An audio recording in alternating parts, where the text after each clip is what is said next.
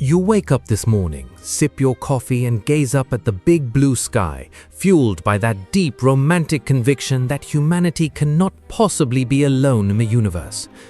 Only to find out a few decades later that a multi-billion-dollar pop culture empire of flying saucers was actually built on a mountain of shredded duct tape, some cheap hobby store wood, and a massive government cover-up designed to hide a historic military embarrassment. Yeah, you heard that right. Every year, millions of UFO enthusiasts around the globe go all out to celebrate World UFO Day on July 2nd. But 99% of them have absolutely no clue that this grand holiday actually commemorates one of the most hilariously botched glitches in the history of psychological warfare. It was a chaotic historical U-turn that wasted untold millions of hard-earned taxpayer dollars, spawned the wildest conspiracy theories of all time, and left the brightest minds at the Pentagon utterly frozen, scrambling to contain a public relations nightmare where the more they explained, the worse it got. To understand how humanity fell into this collective trance, we have to wind back the clock to a fateful summer 56 years ago. We are looking at a barren, scorching stretch of New Mexico land that without this event would be known only for tumbleweeds and cacti, the remote town of Roswell. On the night of July 2nd, 1947, a violent thunderstorm ripped through the desert. Lightning cracked across the sky like a glitching light show at a cheap dive bar. Out on an isolated ranch, a mild-mannered, down-to-earth ranch foreman named Mac Brazel lay awake listening to the thunder and praying his sheep would survive the night. The next morning, the storm cleared, the morning sun broke, and Mac stepped outside with a lousy cup of 1940s percolator coffee. He figured he'd just be mending a few yards of wind-blown fence or clearing tumbleweeds from the pens. Instead, he walked right into a debris field stretched across an area the size of several American football fields. If this were a modern Hollywood blockbuster, cue the dramatic synth music. Mysterious green smoke would be wafting from a sleek metallic curved disc.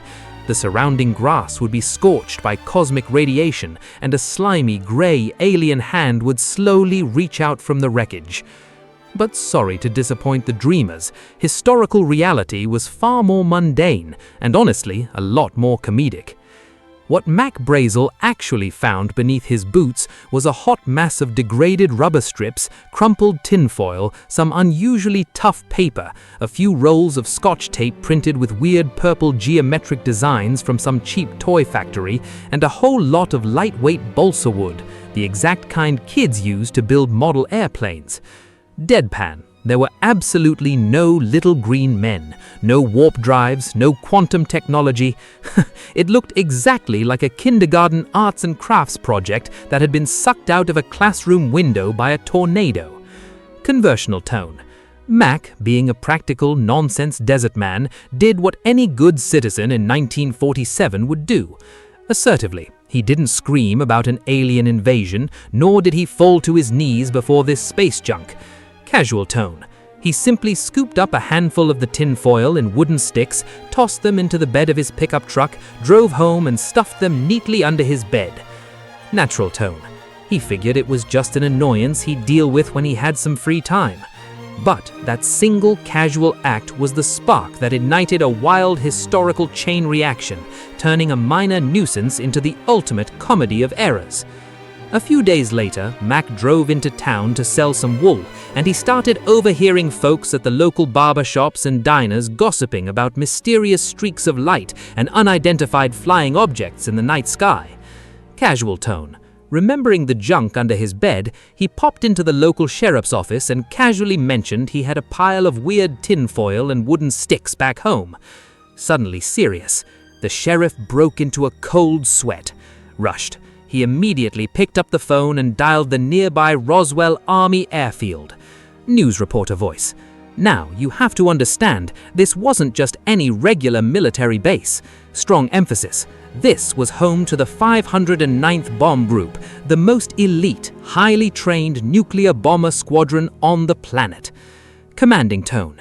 They were the only guys who held the keys to the world's ultimate weapon of mass destruction. Natural tone. The military immediately dispatched a high-ranking intelligence officer, Major Jesse Marcel, to check out the unidentified object under Mac's bed. Skeptical. Normally, you'd expect a seasoned military intelligence officer, a man with combat experience, to look at balsa wood and tinfoil and instantly declare it a busted radar target from a weather balloon. Corporate presentation tone. But alas, this was 1947. America was gripped by a raging wave of post-World War II paranoia. Everyone was looking at the skies, terrified of a surprise attack from hostile forces or something breaking out of the void. Storyteller voice. Major Marcel looked at that crumpled tinfoil, and by some miracle of psychological projection, his brain completely short-circuited. Pick up pace. He threw the trash into the trunk of his car, sped back to the base, and reported to his superiors that they had just secured the greatest prize in human history, a genuine piece of a flying saucer. Scuffs. And just like that, one of the most spectacular public relations own goals in military history birthed the modern UFO mythos. News reporter voice. The base commander, instead of running this wild report by a team of lawyers or using an ounce of common sense to verify it, ordered his public information officer, Walter Haut, to draft a press release for the entire world. Storyteller voice. Walter sat down at his typewriter, clacked away, and boldly announced that the US military had successfully captured a flying disc on a ranch in the Roswell region. Boom. The Matrix shattered. Major wire services picked up the bulletin and flashed it across the globe within minutes. Massive headlines screamed that the US military was in possession of a real, live, metallic, alien flying saucer. It was the peak of unprecedented media chaos. The phone lines to the Roswell base were completely jammed by thousands of frantic calls from reporters in London, New York, and Paris. The entire planet caught the fever, genuinely believing humanity had finally established diplomatic relations with a super-advanced civilization from another dimension. But the most hilarious and embarrassing part of the story was just getting started. Less than 6 hours after dropping this global media bombshell, the top brass at high command finally saw the press release and nearly suffered a collective heart attack. A powerful general named Roger Ramey immediately ordered Major Marcel to pack the debris onto a plane and fly straight to Fort Worth Army Airfield in Texas.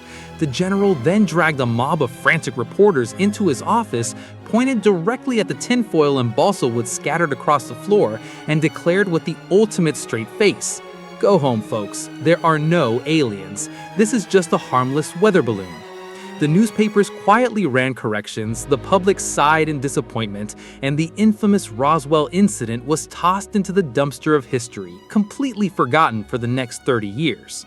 But the question remains, why did the most elite military base in the world pull a series of stunts so bizarre, contradictory, and riddled with holes?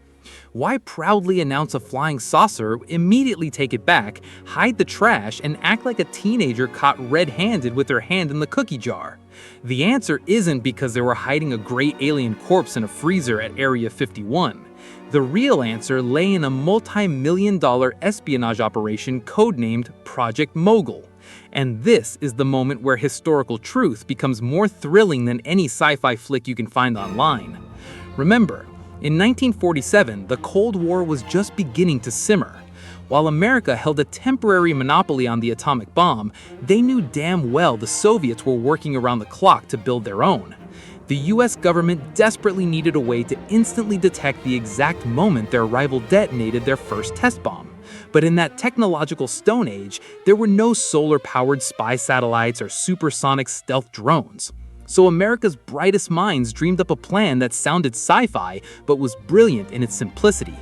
They discovered that at a specific altitude in the atmosphere, there is an acoustic channel where acoustic waves from massive explosions can travel thousands of miles without losing energy. That plan was Project Mogul. It was classified so highly that not a single soul among the local pilots or weather balloon technicians even knew it existed. The military started launching massive train-like chains of balloons. We're talking dozens of thick rubber balloons chained together, stretching over 100 feet in the air. Dangling from this ghostly apparatus were ultra-sensitive microphones designed to eavesdrop on nuclear tests from the other side of the hemisphere. And to help military radar on the ground track these flying spy stations, they attached cheap radar targets made of, you guessed it, tinfoil, cardboard, and balsa wood sticks. To make the story even more ridiculous, the factory contracted to manufacture these classified radar targets used leftover inventory from a struggling toy company to tape the wooden sticks together. That is the exact reason why the debris mech found had those strange purple geometric characters on it, the very markings that later conspiracy theorists swore under oath were ancient hieroglyphics from an extraterrestrial civilization. So when a Project Mogul spy balloon crashed during that July 2nd storm, the US military found themselves in a bitter dilemma. They had a top-secret doomsday eavesdropping device sitting in the back of a shepherd's truck. If they chose 100% honesty to squash the silly flying saucer rumors, they would have to announce to the global media, and more importantly to Soviet intelligence, that America had successfully developed a classified tech capable of detecting nuclear tests from half a world away. The smoke-filled offices of the Pentagon weighed the options and made a cold, calculated decision that changed pop culture forever. They realized it was much better to let the public think the US military was a bunch of bumbling idiots who mistook a weather balloon for aliens rather than let their adversary discover the secrets of Project Mogul. Deadpan. They chose silence. Understated. They let the conspiracy theories take root and flourish as a perfect smokescreen for Cold War espionage. Radio host voice. The government weaponized the public's vivid imagination, letting the seeds of the Roswell alien myth grow freely. Scoffs, because as long as the world was busy looking for little green men, they would never look for the military spy tech floating right over their heads. Audiobook narrator. That the UFO phenomenon didn't stop at balsa wood, toy tape, or military smokescreens. Thriller narrator. Enter the second chapter of this cosmic comedy, where the ghost of a 50-year-old sci-fi novel triggered a cutthroat media war, and where, by a stroke of pure irony, the government's chief UFO debunker accidentally became the godfather of the global UFO movement. To truly understand why people still point binoculars at the sky every July, we have to look at a massive psychological primer that happened 9 years before Roswell. On the night of October 30th, 1938, a brilliant, rebellious young theater prodigy named Orson Welles walked into the CBS radio studio in New York. His mission? A Halloween broadcast adapting H.G. Wells' classic sci-fi novel, The War of the Worlds. Orson Welles decided to skip the boring, traditional dramatic reading style. Instead, he formatted the entire broadcast as a series of simulated urgent news bulletins, repeatedly interrupting a regular orchestra program as if a real-world catastrophe were unfolding live. Actors playing field reporters screamed in panic over the airwaves about Martian tripod war machines emerging from a meteorite in New Jersey, incinerating everything with heat rays. For decades, pop culture passed down a dramatic legend. That night, millions of Americans supposedly panicked, ran into the streets like maniacs, loaded shotguns into pickup trucks, and wrapped wet towels around their heads to protect against alien gas. It sounds like a terrifying testament to the manipulative power of mass media, right? Except it was a total media fabrication. The truth is, almost nobody was listening to CBS that night. Ratings data from that exact slot showed the vast majority of Americans were tuned in to a highly popular comedy show on a rival network. Only about 2% of radio listeners were tuned in to Wells's Martian broadcast. So why did every major newspaper across America run front-page headlines the next morning screaming about nationwide panic, mass hysteria, and innocent citizens driven to the brink of madness by a radio prank? It was all due to a multi-million-dollar market share war between two media giants. In 1938, print newspapers were furious that their ad revenues were tanking because of a powerful new tech titan, radio. Newspaper barons were desperate to take their rival down. When Welles dropped his edgy Halloween play, print editors seized the golden opportunity.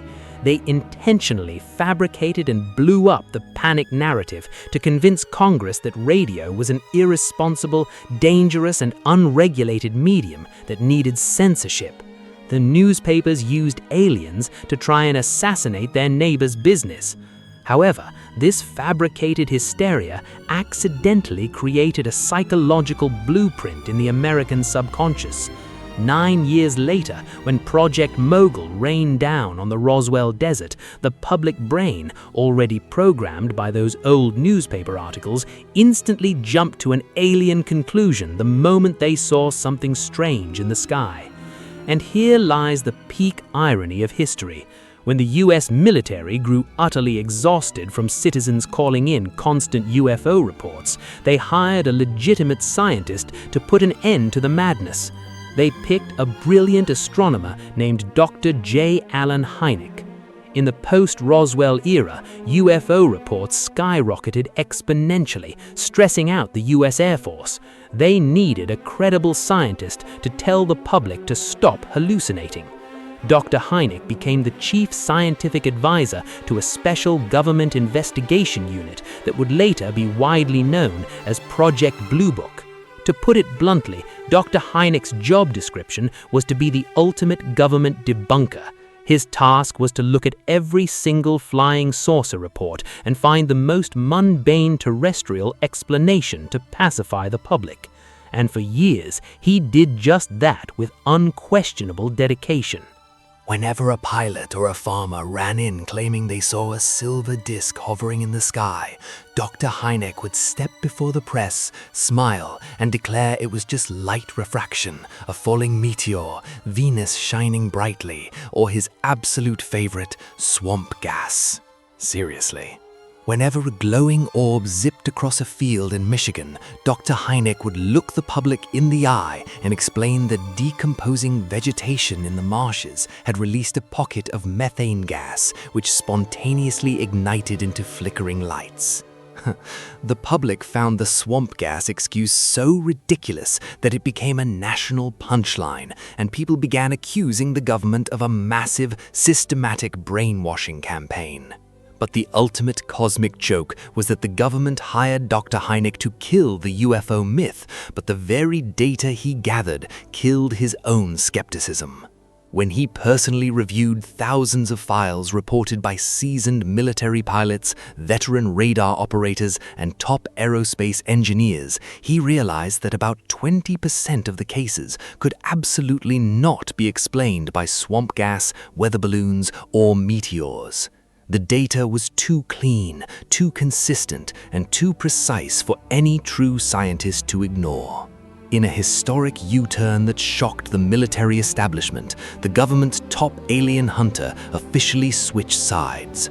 Hynek resigned from the Air Force, turned his back on his former employers, and spent the rest of his life writing books, founding research organizations, and arguing that unidentified aerial phenomena deserved serious scientific study. He didn't just join the movement, he structured it.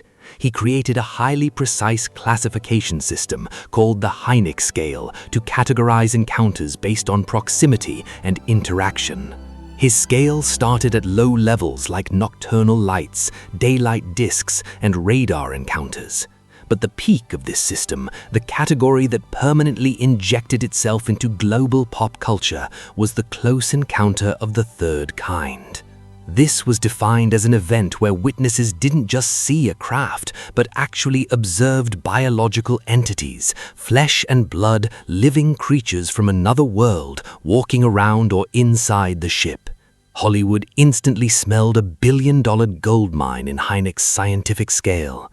A talented young director named Steven Spielberg became so fascinated by the doctor's research that he hired him as a technical advisor for his movie and even gave him a silent cameo in his blockbuster masterpiece named explicitly after the scale, Close Encounters of the Third Kind. In a historical blink of an eye, the balsa wood trash from the Roswell desert and the newspaper advertising wars of yesteryear were molded and synthesized into a sleek, glamorous, and utterly mesmerizing cinematic reality. The cultural loop was beautifully completed. The military used aliens to hide spy tech, the press used aliens to attack radio, the government's debunker became the prophet of UFO believers, and Hollywood turned the whole beautiful mess into a multi-billion-dollar entertainment industry. So, when July 2nd rolls around, don't bother dragging binoculars out to your roof to stare at the clouds, hoping to catch a glimpse of a shiny metallic mothership.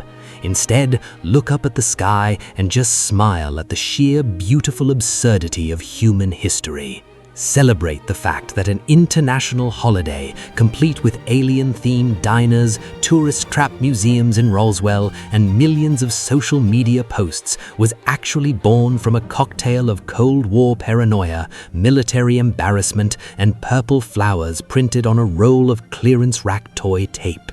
The truth isn't out there in deep space. The truth is right here in the way we humans manufacture myths out of our most ridiculous misunderstandings. And honestly, isn't that a whole lot more fascinating and endearing?